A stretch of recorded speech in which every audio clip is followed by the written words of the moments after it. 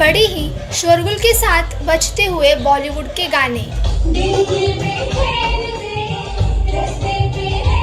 नवी मुंबई के ऑर्केस्ट्रा बार नहीं करते सुप्रीम कोर्ट की गाइडलाइन का पालन।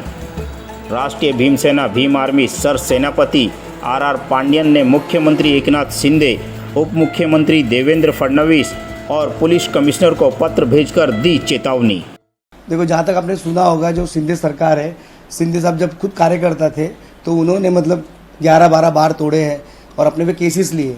नई मुंबई पुलिस कमिश्नर को दिया है, मुंबई पुलिस कमिश्नर को दिया है, रायगढ़ पुलिस कमिश्नर को दिया है, थाना ग्रामीण थाना शहर को दिया है, पुणे को दिया है और रायगढ़ को भी दिया है। जितने भी जो जिले जहाँ पर बार चालू है, बार के नाम पर डिस्को बार जो नया आया पब, यहाँ पर वेश्यावृत्ति खुलेआम चलती है, वो सबके लिए मैंने कि जो भी लेटर जो पूरा बाकायदा 9 पेज का लेटर है, मैंने उनको पूरा विस्तार में बताया कि क्या क्या होता है विस्तार में, साथ में कुछ एविडेंस भी लगाए हैं, तो उनको मैंने दिया है। तब उनका प्रशासन का काम है उस पर अंकुश लगाए और ये जो चीज़ होने वाली है 24 दिसंबर से लेकर 2 जनवरी तक का, उस पर अंकुश लगा। पांड्यन साहब ने आज प्रेस कॉन्फ्रेंस कर पत्रकारों से बातचीत करते हुए कहा कि अगर नवी मुंबई के ऑर्केस्ट्रा बारों पर प्रशासन और पुलिस लगाम नहीं लगाएगी तो उनके पार्टी के भीम सैनिक अपने तरीके से ऑर्केस्ट्रा बारों को सुप्रीम कोर्ट के नियमों का पालन कराएंगे।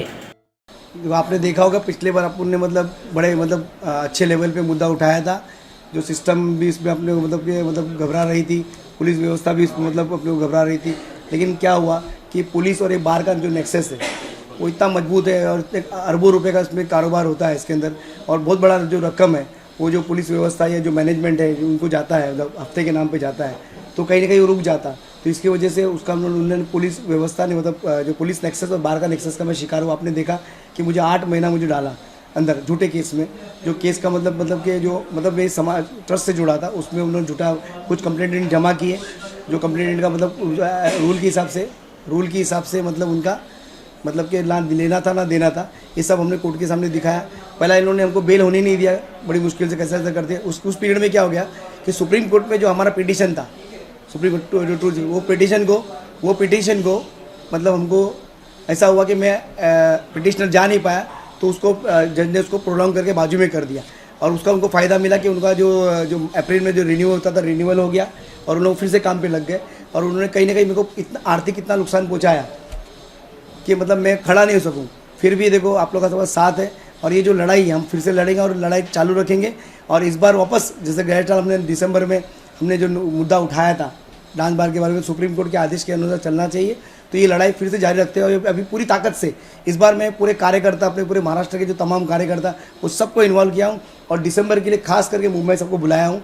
24 दिसंबर से लेकर 2 जनवरी तक जो ये जो न्यू ईयर के नाम पे, 31 के नाम पे जो बहुत बड़ा जो पैसे का, ब्लैक पैसे का उलाढाल होता है, जो पैसे फेंके जाते हैं और नशा पानी का ही काम होता है, और जो लड़कियों का शोषण होता है, इसको रोकने के लिए, इसको अंकुश लगाने के लिए हमने हमारी जो टीम है, भीमसेना की महिला टीम है, और जो कार्यकर्ता है उनको सबको हमने पूरे बम्बई, पनवेल और ये जो इलाके सब बांट के दिए कि यहाँ पर अगर ये सब काम होता रहेगा तो उसमें अंदर घुस के उस चीज़ को रोकने की कोशिश करें। कायदा सुरक्षा का जो प्रश्न होगा उसकी जवाबदारी पूरी पुलिस व्यवस्था की रहेगी। देखो, सुप्रीम कोर्ट में ऑलरेडी हमने गए हैं, सुप्रीम कोर्ट में हमारा कंटेम्प्ट पिटीशन चालू है। अभी उसका डेट है 7 जनवरी का डेट है, 7 जनवरी का डेट है। सुप्रीम कोर्ट में कंटेम्प्ट पिटीशन डाला है, और सुप्रीम कोर्ट का जो गाइडलाइंस है मुंबई पुलिस या जो भी जितने भी जिले की पुलिस है फॉलो नहीं कर रही है, सबको पता है। तो मैं चाहता हूँ जितने भी जो नए कमिश्नर नई मुंबई के आए हैं और जितने भी कमिश्नर्स हैं, उन्होंने सुप्रीम कोर्ट का ऑर्डर जो हुआ है वो 685 कुछ नंबर है कुछ, तो मिलता तो उनको चाहिए, तो मैंने उनको ऑलरेडी लेटर में दिया है, वो ऑर्डर कॉपी निकाले, ऑनलाइन मिलता है, उस पर जो गाइडलाइंस दिए उस पर चलाने की कोशिश करें। अगर वो चलाने की कोशिश नहीं करेंगे तो चलाने नहीं जो उनको तैयारी करनी चाहिए नहीं करेंगे, तो हम लोग उनको करने मजबूर कर देंगे। देखो, जहाँ तक आपने सुना होगा, जो शिंदे सरकार है, शिंदे साहब जब खुद कार्यकर्ता थे तो उन्होंने 11-12 बार तोड़े हैं और अपने पे केसेस लिए। तो इस बार वो मुख्यमंत्री है, तो मुझे समझ में नहीं आ रहा है, जो मुख्यमंत्री बन गए तो उनको अभी किसने रोका? वो जो बोलेंगे दिन तो दिन, बोले रात तो रात, तो फिर वो अभी उनको क्यों नहीं दिखाई दे रहा है बियर बार? क्यों नहीं मराठी मानुस की इज्जत दिखाई दे रही है? ना मराठी जो चल रहा है, मराठी मानुस का पैसा जो उड़ल जा रहा हो रहा है, और गलत जो तरीका जो पूरा पूरे कुछ जिले को तो उन्होंने चकला बना दिया है। तो अभी जो शिंदे सरकार कहाँ सो रही है, क्यों नहीं रही है? क्योंकि उनको मालूम है अभी इनसे बहुत बड़ा रेवेन्यू जो उनको आ रहा है, तो जो पैसा पैसे का खेल है, जो पैसा मिल रहा है इसके लिए वो भी चुप है। उनको भी अपना जो भूतकाल नज़र नहीं आ रहा है, भूतकाल के बारे में सोच नहीं थी कि भूतकाल में उन्होंने इसके लिए केसेस लिए। बाला साहब के टाइम में इन्होंने अपने केसेस लिया, बाला साहब भी नहीं रहे और उनका जो विचार करने का तरीका, जो उनके थाना जो जहाँ पर उनका घर है वहाँ पर तो आजू बाजू में लाइन से पूरे बाहर है बहुत सारे, जो धड़ल्ले से रात भर चलते हैं। और मुझे तो लगता है उनका आशीर्वाद भी हो सकता है उनके साथ। हम चाहते हैं कि महाराष्ट्र के अंदर, मुंबई के अंदर और नई मुंबई जो छोटे छोटे ज़िले हैं, ये जो वेश्यावृत्ति पूरी तरह से ख़त्म हो, क्योंकि इसकी वेश्यावृत्ति की वजह से छोटी छोटी लड़कियाँ, दलित पीड़ित जो लड़कियाँ हैं, जो छोटी बहुत गरीब घर से होती है। आपने देखा होगा मतलब कि एमपी में शिवपुरी जैसी जगह है जहाँ पर लड़कियाँ बिकती है 15,000, 20,000, 30,000, गरीब माँ बाप अपनी लड़कियाँ बेचते हैं। उनको कुछ माफिया उठाते हैं, उनको फिर खिलाते पिलाते, कुछ इंजेक्शन देते हैं जिससे वो लड़कियाँ बड़ी हो जाती है।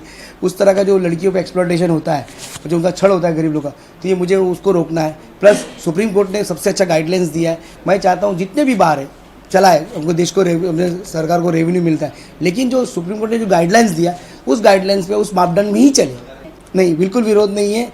जो मापदंड दिया है वो उचित दिया सुप्रीम कोर्ट ने। अब इवन सुप्रीम कोर्ट ने बोला है कि जो लड़कियां हैं, जो पहले के जो बार बाला है, जो पहले उनको भी स्टेट गवर्नमेंट को ऑर्डर दिया था कि उनको मतलब रिहेबिलिट करे, उनको पेंशन चालू करे या रिहेबिलिट करे।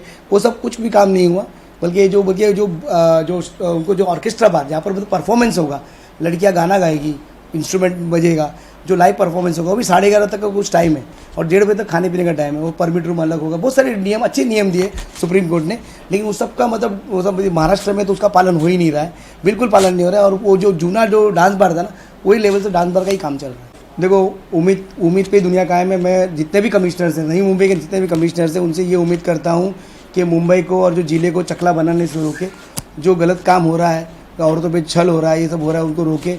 जो पैसे की उलाढ़ाल हो रही है, ब्लैक मनी का ये हो रहा है, नशे का कारोबार हो रहा है, नकली शराब का कारोबार हो रहा है, उन सब पे अंकुश लगाए।